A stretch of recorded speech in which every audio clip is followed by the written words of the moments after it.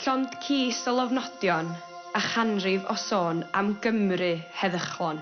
Ond heddiw, a oes heddwch? Mae heddwch yn golygu rhywbeth gwahanol I bob un ohono ni.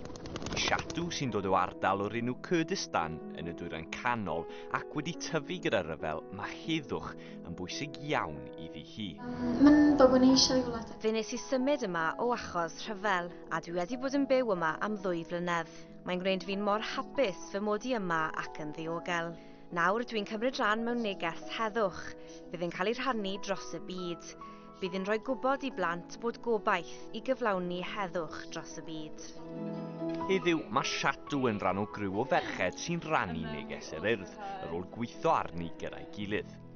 Oedd o'n ffab, oedd o'n really nice, really. Oedd o'n lyflu cyfarfod gyd o'r merched ma, sy'n ni ddim fel arfer wedi cael cyfle I gyfarfod a cael y cyfle I drafod be di heddwch I ni. Union ganrif yn ôl ar ôl y ryfel byd cyntaf nath bron I 400,000 o ferched Cymru yr wythodeiseb yn galw am heddwch.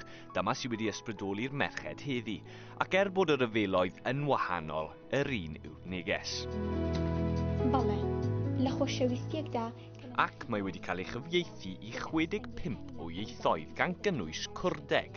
Wel, fi wedi bod yn mynd mewn I rhai ysgolion a siarad gyda criwiau o merched ifanc a jyst siarad gyda nhw chydig amdano'r neges, beth yw'r neges, beth yw hanes a chefndir y neges, a maen nhw I gyd yn absolutely amazed amdano fe, a maen nhw gyd yn teimlo'n rili ysbrydoledig a fel wedi ymbyweru gan y neges ma. Merched dros y byd yn uno gydag un neges bwysig.